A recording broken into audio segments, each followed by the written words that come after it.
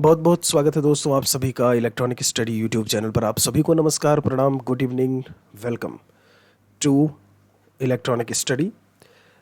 यहाँ पर आज का सब्जेक्ट आप देख पा रहे होंगे बाल मनोविज्ञान, चाइल्ड डेवलपमेंट एंड पेडागोजी को लेकर के जब आप बात करते हो 10 के दम में आज इन्हीं के सवालों को लेकर के यहाँ पर हम फिलहाल के लिए बात करने वाले हैं। क्वेश्चंस की संख्या जो है 10। आप हमारे व्हाट्सएप ग्रुप 8081743734 पर व्हाट्सएप करके जुड़ सकते हैं। टेलीग्राम चैनल से भी आप ज़रूर जुड़े, वहाँ पर जो PDF फाइल्स होती हैं वो प्रोवाइड कराई जाती हैं। नमस्ते, वेलकम। बिना किसी देरी के चलते हैं अपने पहले सवाल की तरफ। और फर्स्ट क्वेश्चन हमसे क्या पूछा है कि अभिप्रेरणा यानी कि मोटिवेशन का वर्गीकरण होता है। ध्यान दीजिएगा कि मोटिवेशन का वर्गीकरण आप किस में करते हो, स्वाभाविक और कृत्रिम में।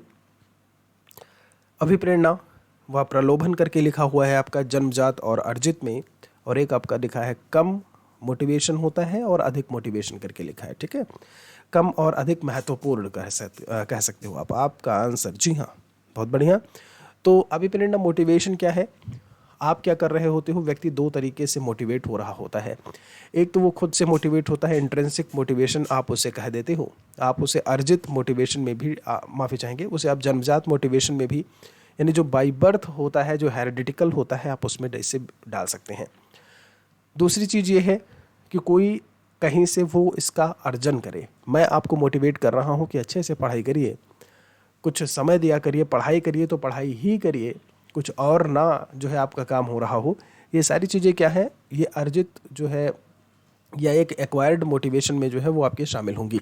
तो आप इसे इंट्रिंसिक एक्सट्रिंसिक करके भी बोल देते हैं, आप इसे जन्मजात और अर्जित करके भी बोल देते हैं। करेक्ट आंसर आपका सी आएगा। एक और क्वेश्चन पर चलते हैं, पर्दा हटता हुआ भाई। और क्वेश्चन नंबर 2 क्या बोला इन्होंने, जरा गौर करिएगा कि सीखने की प्रक्रिया में सीखने का स्थानांतरण हो सकता है। जब जब हम लर्निंग प्रोसेस की बात करते हैं तो ट्रांसफॉर्मेशन ऑफ लर्निंग हो सकता है। पॉजिटिव हो सकता है क्या, नेगेटिव हो सकता है क्या, शून्य हो सकता है क्या, या फिर सभी सही हैं। मतलब कहने का ये है कि मान लीजिए इस समय मैं आपको पढ़ा रहा हूँ, मैं आपको कुछ सिखा ही रहा हूँ ना। यहाँ पे हो सकता है आप बहुत अच्छी तरीके से, आप पर सकारात्मक प्रभाव पड़े, मतलब आप अच्छी तरीके से चीज़ों को सीखें और उसे कहीं आप यूज़ में लेकर के आएँ, तो वो सकारात्मक प्रभाव हो गया। ये भी हो सकता है कि मैं सही से पढ़ा ना रहा हूँ और आपका माइंड जो है वो ऑफ हो जाए। अरे यार क्या चल रहा है, क्या पढ़ा रहे हैं, समझ में बिल्कुल से नहीं आ रहा है। जो चीज़ें थी हमने ये पढ़ा था, इन्होंने ये बता दिया, कन्फ्यूज़ हो गए। नेगेटिव। ये भी हो सकता है कि मैं पढ़ा रहा हूँ और आप बस बैठे हो, बस ठीक है, आप बस बैठे हो, कुछ भी नहीं कर रहे हो, ना इसमें सीख रहे हो कि क्या मैं बता रहा हूँ क्या नहीं बता रहा हूँ। वो हो सकता है आप केवल good morning, good evening, good ये वो, हाय हेलो कैसे हो, इसमें आपका ध्यान हो, तो उसमें शून्य हो जाएगा। मेन टू से सभी प्रकार की जो है चीज़ें आपकी इसमें शामिल हो सकती हैं सीखने की प्रक्रिया में। एक और सवाल की तरफ चलते हैं और आपसे इन्होंने पूछा है कि इनमें से कौन सा अंतर्दृष्टि, ध्यान दीजिएगा, अंतर्दृष्टि द्वारा सीखने की व्याख्या करता है। इंसाइट द्वारा या इंसाइट लर्निंग की बात कौन करता है। मनोविश्लेषणवाद करके लिखा है इन्होंने, व्यवहारवाद की बात की है, गेस्टाल्ट वाद करके हैं उनकी बात की है, और फिर संबंधवाद करके लिखा हुआ है। बिल्कुल सही है, सूझ द्वारा। आपने बहुत अच्छी तरीके से आपने देखा होगा कि एक मनोवैज्ञानिक थे जिन्होंने 6 वन जो मानुष थे उन पर अपने टेस्ट किए थे। नाम तो बहुत अच्छे से आप जानते होंगे, कोहलर, वुल्फगैंग कोहलर करके हैं। 6 वनमानुष पर इन्होंने टेस्ट किया था, उनमें से एक था सुल्तान। उस पर जो इन्होंने टेस्ट किया उसकी चीज़ें जो है वो सफल हुई। तो सूझ द्वारा किस तरीके से जो सुल्तान था केले खा रहा था, या जो भी टेस्ट जिन पर भी किया इन्होंने, आप समझ रहे हैं कि नहीं। तो यहाँ पर जो गेस्टाल्टवादी हैं, जैसे हम वर्दीमर को लेकर के बात करें, वुल्फगैंग कोहलर को लेकर के बात करें, कोफका को लेकर के बात करें, ये सारे लोग जो है वो गेस्टाल्टवादियों में ही आते हैं और ये अंतर्दृष्टि द्वारा सीखने की व्याख्या कर रहे होते हैं। तो गेस्टाल्टवादी में कई सारे मनोवैज्ञानिक आते हैं, ये चीज़ आप बहुत अच्छे से याद रखिएगा। आपका जो करेक्ट आंसर यहाँ से आपको देखने को मिलेगा वो क्या देखने को मिलेगा, जी हाँ। एक और सवाल चौथे क्वेश्चन में आपसे पूछा है कि सीखना क्या है भाई।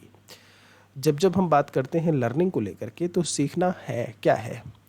व्यवहार में परिवर्तन है, चेंज इन बिहेवियर, अनुभव और अभ्यास का परिणाम है। आप कोई चीज़ एक्सपीरियंस करते हो, आप कोई चीज़ एक्सरसाइज करते हो और उसका एक रिजल्ट के रूप में आपको देखने को मिलता है कि आपने कुछ सीखा है। सी में कहते हैं कि व्यवहार में अपेक्षाकृत स्थायी परिवर्तन है। स्थायी परिवर्तन ऐसा परिवर्तन जो आपको ताउम्र जो है आपकी ज़िंदगी में बना रहे। आपने पढ़ा संज्ञा की परिभाषा कितने छोटे क्लास में आपने पढ़ी होगी, और आपसे कोई पूछता है और बताओ संज्ञा की परिभाषा पता है, नाउन की डेफिनेशन जानते हो, तो आप तपाक से खट से बोलते हो कि नाउन की डेफिनेशन क्या है। ये क्या है आपके व्यवहार में, आप में ये जो लर्निंग है, ये जो अधिगम है, वो ताउम्र के लिए हो गया। आपको स्थायी प्रकार का जो चेंज है आप में आया। पहले आप नहीं जानते थे, फिर आप जान गए, अब ऐसे में ये चीज़ें ताउम्र रहेंगी। आप समझ रहे हैं। तो यहाँ पर जो लर्निंग होता है, सीखना है, बिल्कुल सही है, बहुत अच्छे से आंसर किया आप सभी लोगों ने। तो यहाँ पर जो आपका करेक्ट आंसर आएगा वो डी आएगा। एक और सवाल की तरफ चलते हैं, और 5वें सवाल से भाई पर्दा हटता हुआ, इसमें आपसे इन्होंने क्या पूछा है कि सीखने के नियम किसने दिए हैं। बताओ भाई।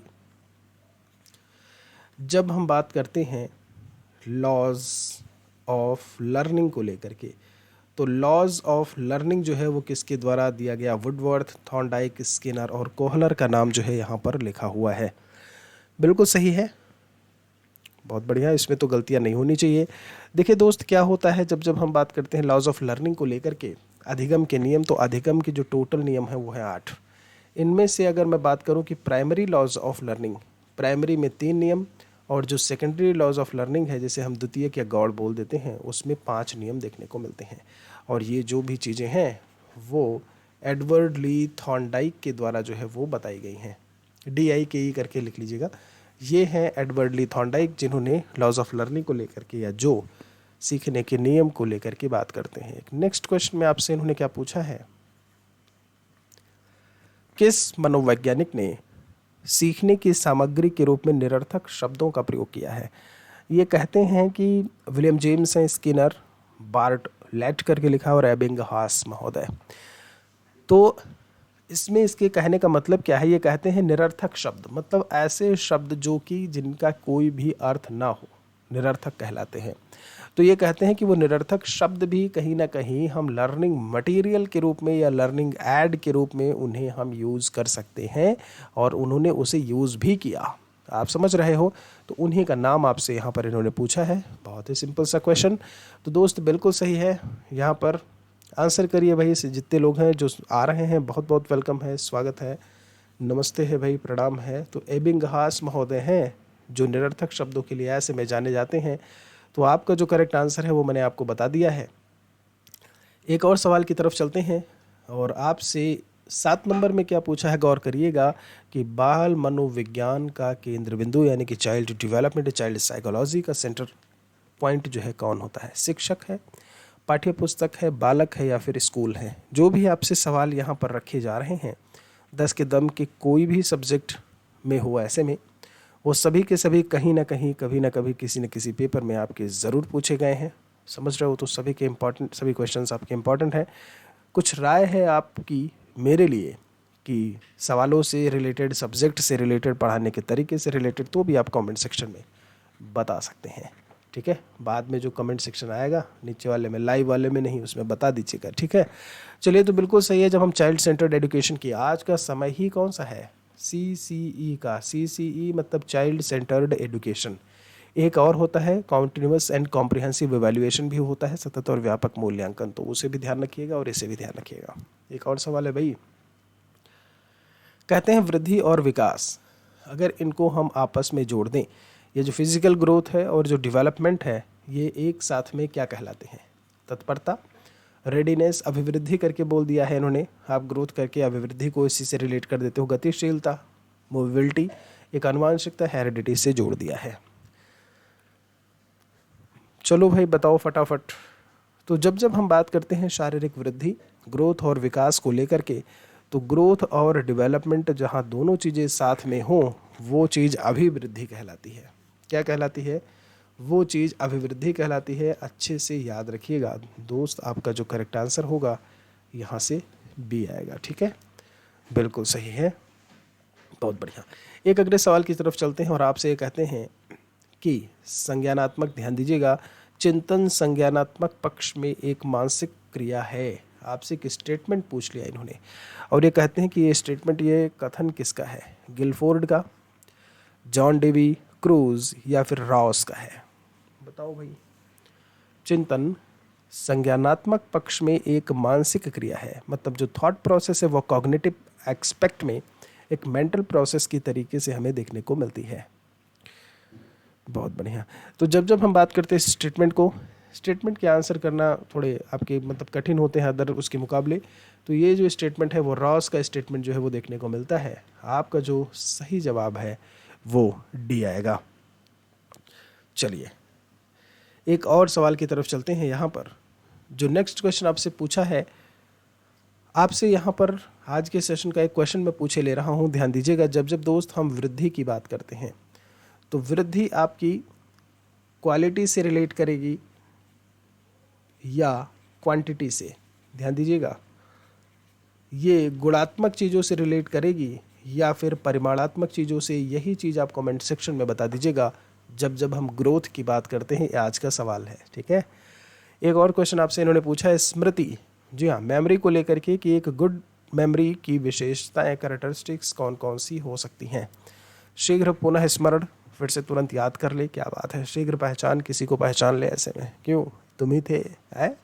हाँ, अच्छी धारणा, एक बढ़िया सा जो भी धारणा कोई चीज़ धारण की जाए या फिर इनमें से सभी सही है। तो अच्छी स्मृति की विशेषताओं को लेकर के इन्होंने आपसे पूछा है। वेरी गुड जी।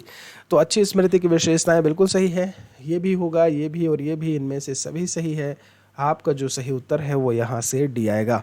उम्मीद करते हैं कि बहुत अच्छी तरीके से आपने यहाँ पर 7 सवाल तो सही किए ही होंगे।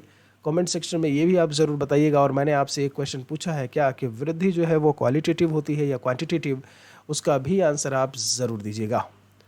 मिलते हैं आपसे हम एक और वीडियो में जल्दी ही। कुछ अच्छा लगे तो लाइक और शेयर आप ज़रूर करिएगा। शुक्रिया, थैंक यू आप सभी का।